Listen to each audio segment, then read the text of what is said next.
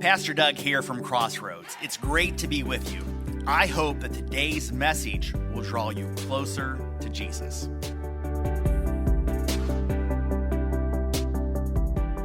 When I was in high school, I played on the golf team.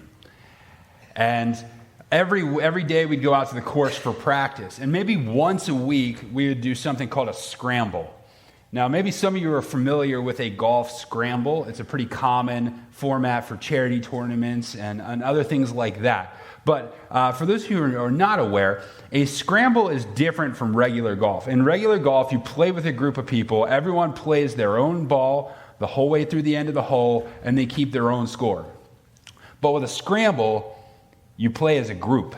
You play together. So everyone tees off at the same time. Then you get to pick the best shot of your group. Everyone picks up their ball, moves it to the best shot, and then you do the same thing over and over again for the hole. And at the end, you keep one score. So you play together. It's a lot of fun. If you've never played it, it's a really fun way to play golf. It's entertaining. And the cool thing is it gives you an opportunity to get a really low score.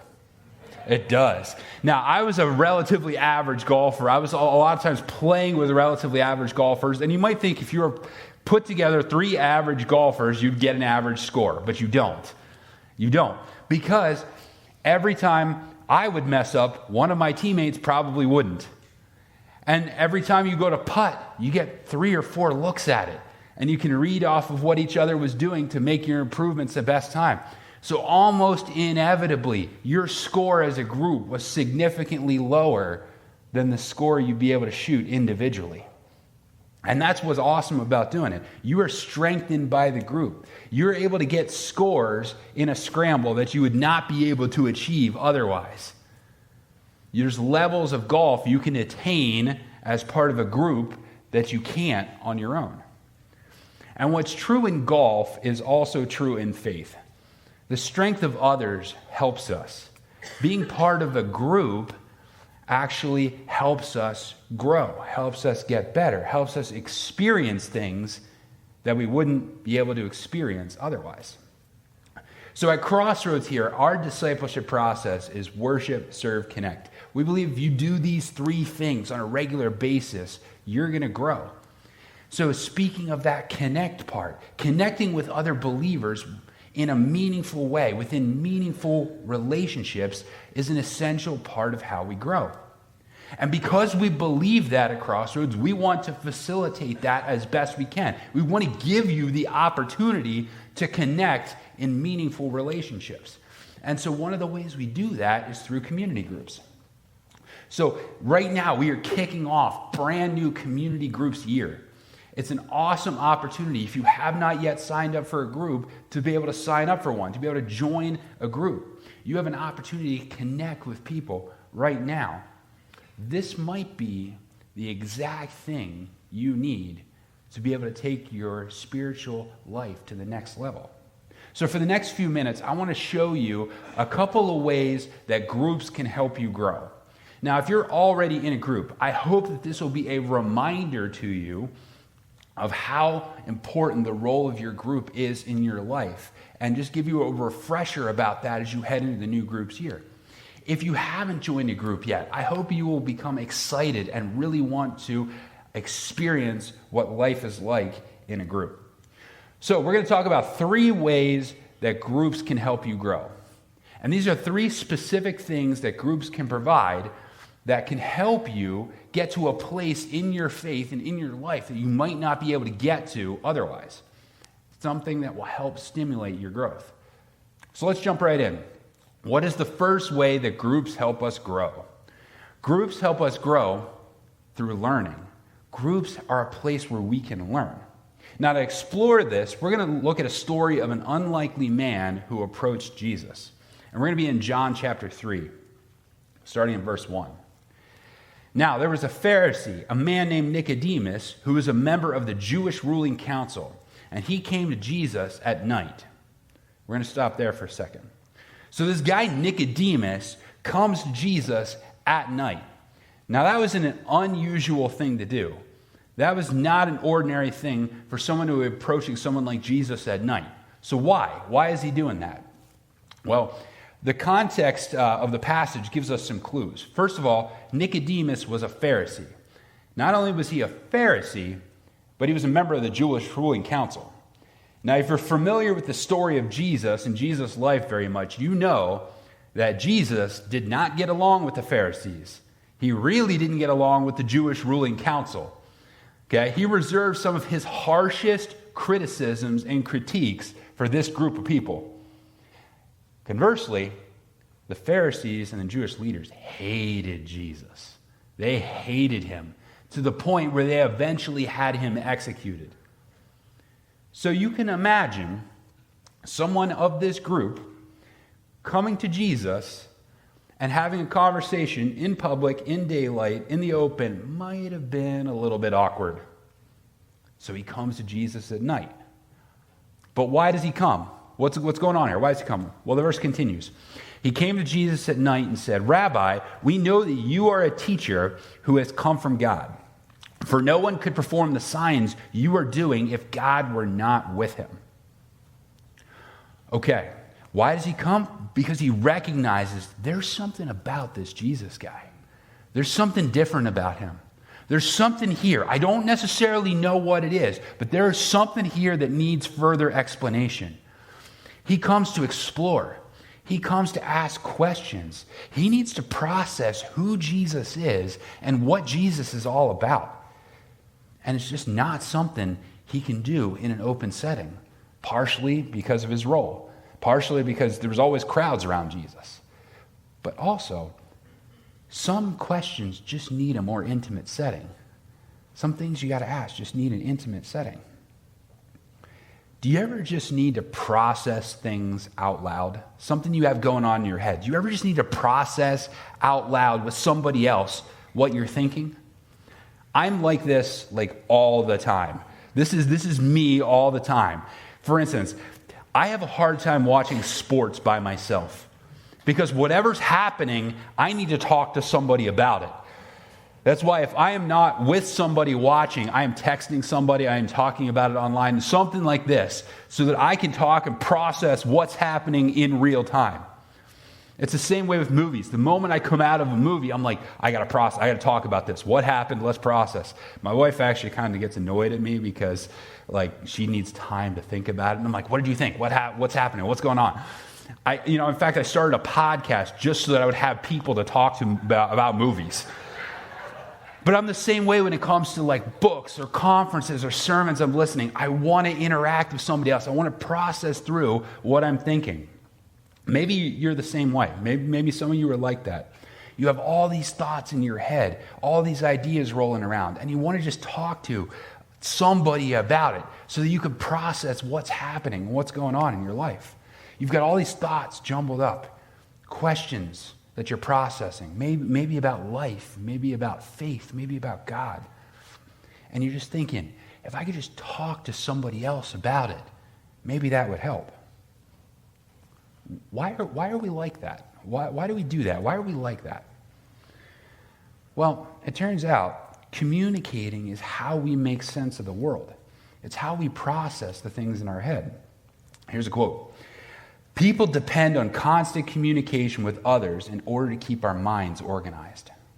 So as we explore ideas, concepts, and we interact with them, as we talk them out, as we ask questions and get feedback from others and the people around us, we're learning, we're connecting in our minds. We are making more sense of things. And it starts to make us feel better, even if we don't get all the answers. So what this means for us is that we need safe spaces where we can ask questions, where we can explore, and where we can process what it means to follow Jesus. And that's what groups can offer you. A place where you can process and explore faith and life and God. Where you'll have people to interact with who can provide feedback for you. People that you can talk to help you make sense of things and help you make sense of what's going on. And that's exactly what Nicodemus was looking for when he approached Jesus. A safe place where he can process who Jesus was and what he was here and what it meant for him. Now, thankfully for him, he had the actual Jesus here on earth in person to be able to go to. And it leads to an interesting exchange between him and Jesus. Jesus challenges him on his role, on the scriptures, on faith. Now, what's fascinating about the end of that passage is it doesn't say that Nicodemus comes to Jesus in that moment. Maybe he needed more time. Maybe he had more to contemplate. Maybe he just needed to explore more or work on growing a little bit more till he was ready. So to summarize, there's a type of learning that comes that leads us to growth. There's a type of learning that leads us to growth. And that growth comes when we explore and question and ask things out loud and interact with other people.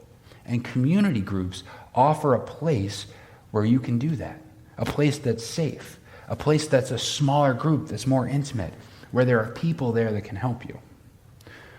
So we learn through our groups in order to grow. Second way groups help us grow. Groups provide us with the opportunity for friendship. Groups provide us with the opportunity for friendship. Now, if you ask people, every single person would say friendship is really, really important. However, it doesn't necessarily mean they have it, or that they understand it, or that they know how to develop friends. I think one of the consequences of the digital age is people are finding it harder and harder and harder to make those friend connections, those deep relational connections. Here's another quote. We live and work and play around people, but are known by few. We try to educate our loneliness away. We try to medicate it away. We try to legislate it away, but we're still lonely and getting lonelier. And that wasn't what God intended. True friendship is sorely needed in our lives. And this is one of the things that group can offer an alternative to, or an opportunity to. Groups help provide us with an opportunity for friendship. Now, to explore kind of what friendship can bring to us, we're going to look at a story about Paul and Silas from Acts chapter 16. Now, a little background on this passage. Paul and Silas are traveling in Philippi, and they're trying to minister to the people there. And for days on end, there is a demon-possessed slave girl following them around, talking to them, talking at them, talking about them. For going on for days, they have this shadow, this tail, who's just annoying them and annoying them and annoying them. Have you ever been annoyed and then tried to do something about it and got in trouble for it? Well, that's what happens in this story. Paul finally has had enough after days of this happening. He's finally had enough. He turns around and he casts out the demon in Jesus' name. Now, what turns out is the owners of this girl were making tremendous amounts of money off of her demon.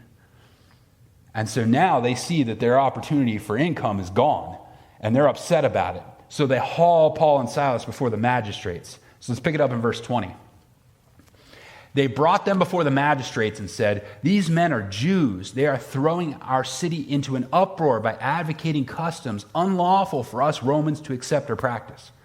The crowd joined in the attack against Paul and Silas, and the magistrates ordered them to be stripped and beaten with rods. After they had been severely flogged, they were thrown into prison, and the jailer was commanded to guard them carefully. So Paul gets annoyed, and it leads to him getting flogged and thrown in jail.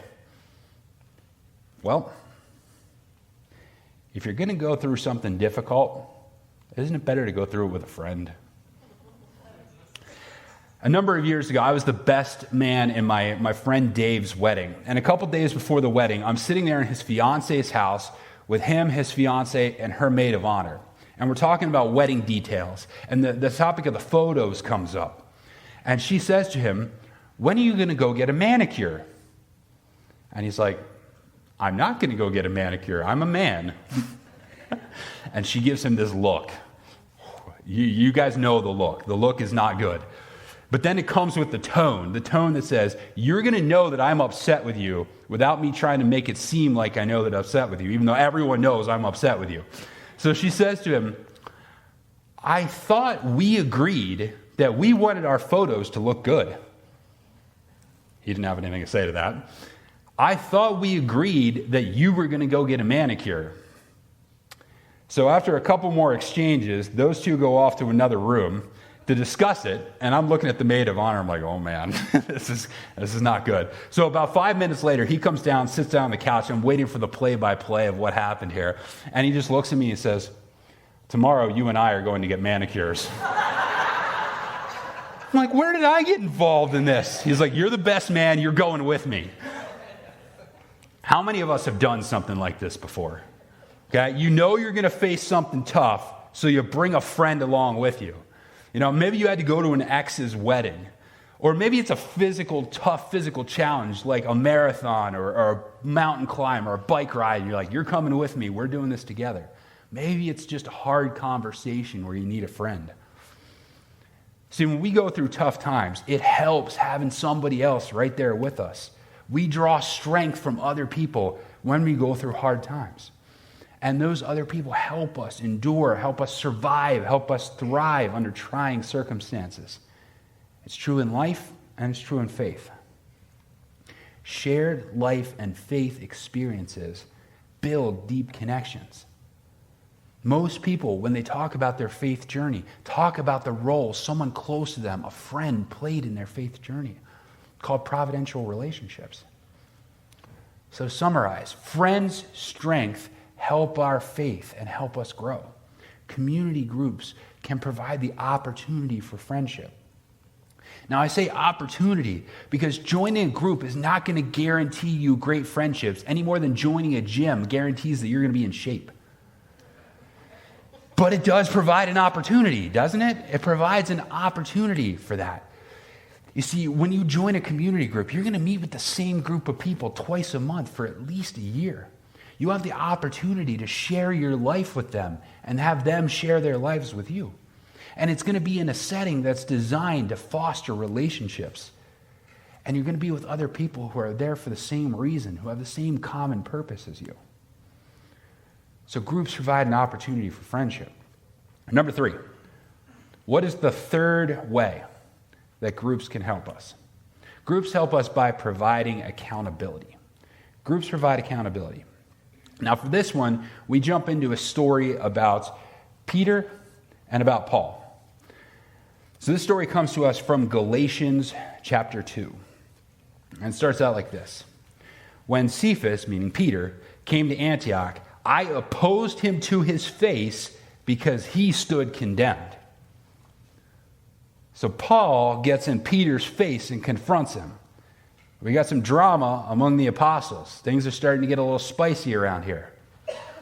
So what's going on? What was it that Peter did that leads to Paul opposing him? What happened here? Well, let's continue and look at the next part of the verse. For before certain men came from James, he used to eat with the Gentiles. But when they arrived, he began to draw back and separate himself from the Gentiles because he was afraid of those who had belonged to the circumcision group. All right, so what does this mean? What's happening here?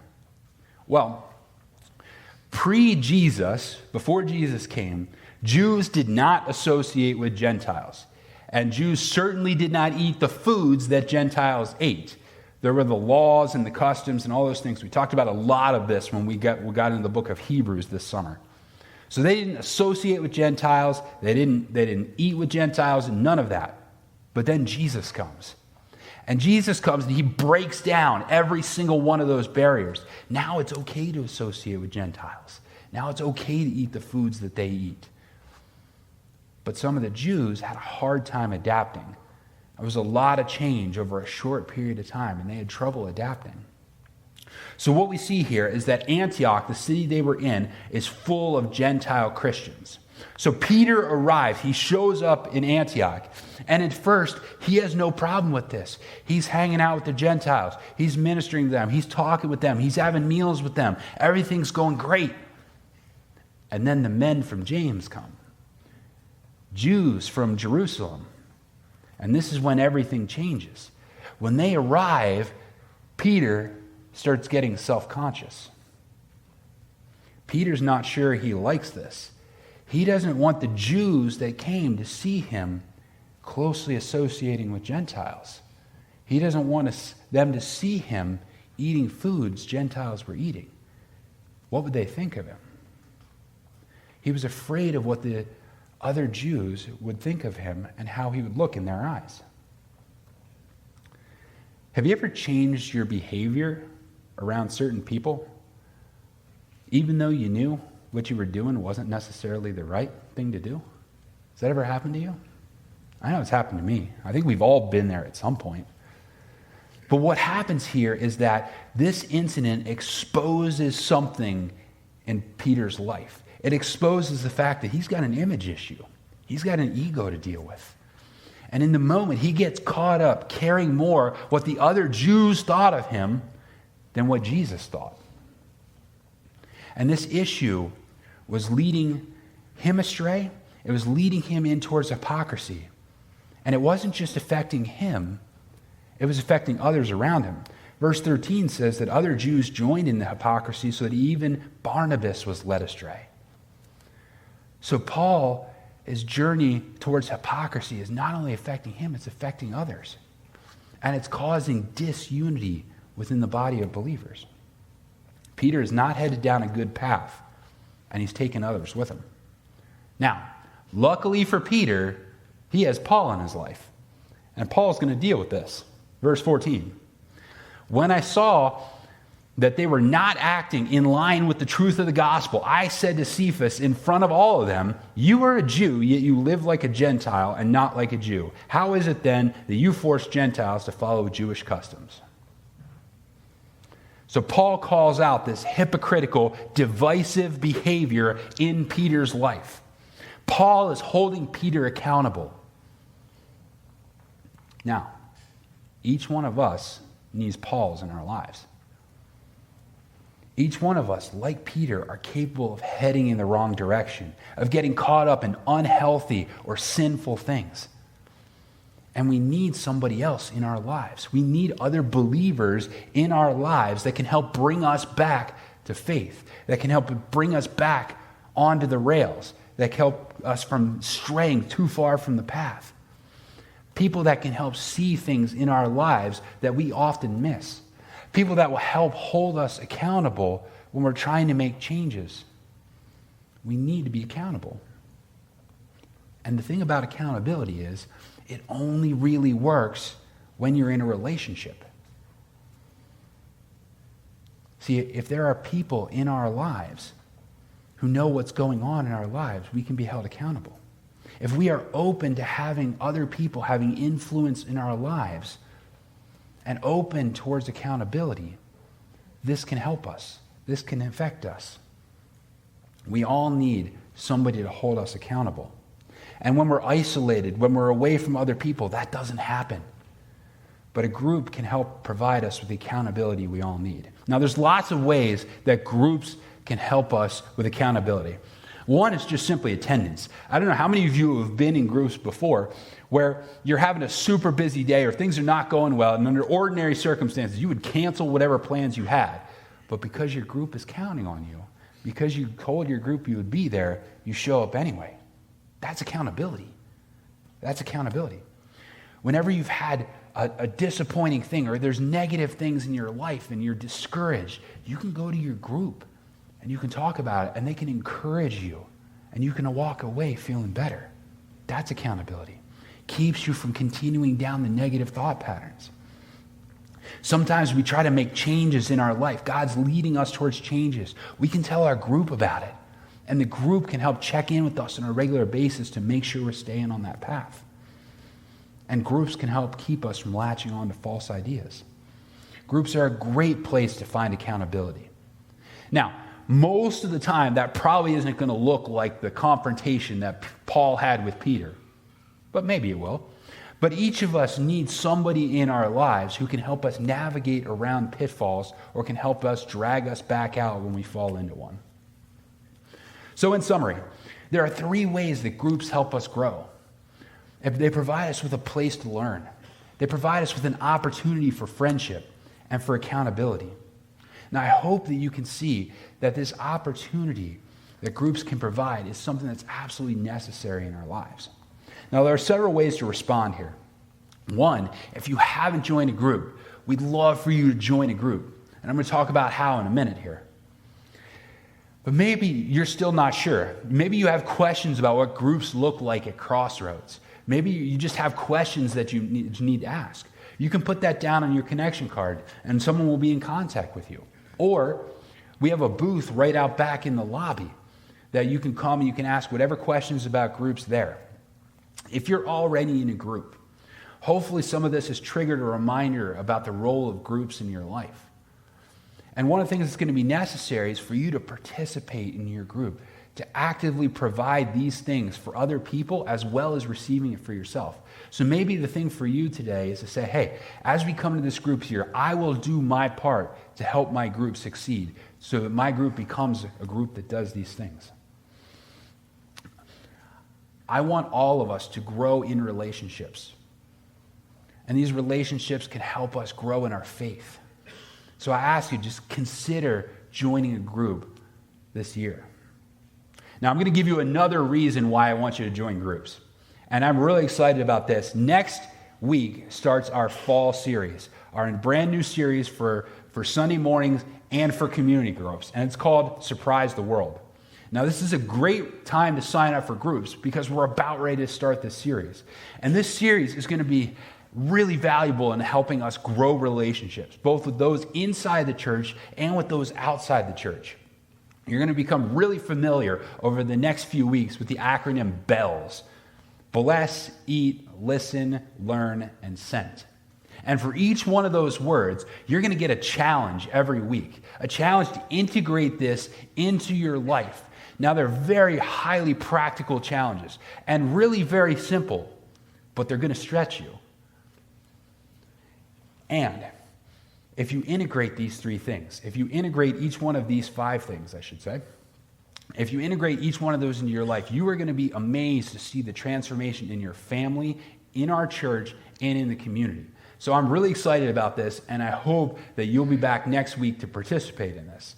But the cool thing about if you're in groups within this series is you're going to be talking about this in your group. You can share stories of how you're interacting with these challenges with your group, successes, failures. Your group's going to be able to help keep you accountable to start working on these things. So there's an extra level if you're in a community group to this series that we start next week.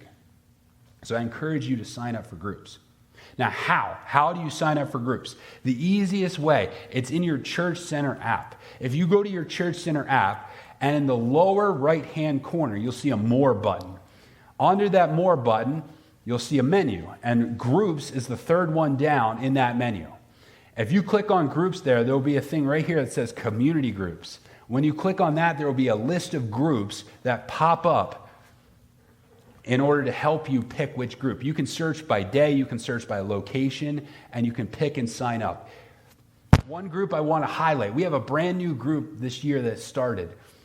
Jacob and Sarah Kanagi are leading a new group. It's going to be here at the church in the office basement on Tuesdays, first and third Tuesdays in the evenings. So if you have not signed up for a group yet, I would encourage you, consider choosing this group because you're going to be there with a whole bunch of people who are all going to be getting to know each other for the first time together. So if you're looking for a group, consider that one. I hope that you will plan on signing up for a group or having a great group year and participating this year. Let's pray. Dear Jesus, we just come to you today, and we ask you to be with us, God. So many times in life, we want to do things on our own. And sometimes it's hard for us to share our lives, to be in connection the way we know we need to be. But God, there's so much that we can achieve by being together. There's a level of faith that we cannot get to unless we're combining it with others, relying on their strength, providing our strength to each other. And God, we have an opportunity to join a group, God, so that we can connect in these relationships, so that we can have that friendship, we can have that accountability, that we can learn and grow within our faith. So God, we ask you to challenge us to have a great groups year this year, to connect with others, to be willing to share our lives. And God, now as we move towards communion, just help us turn our hearts over to you and prepare our lives to receive the blessing. In your name, amen. Thanks again for listening. Any step you take towards Jesus is a step in the right direction. You can find out more about us at crbic.org. That's crbic.org.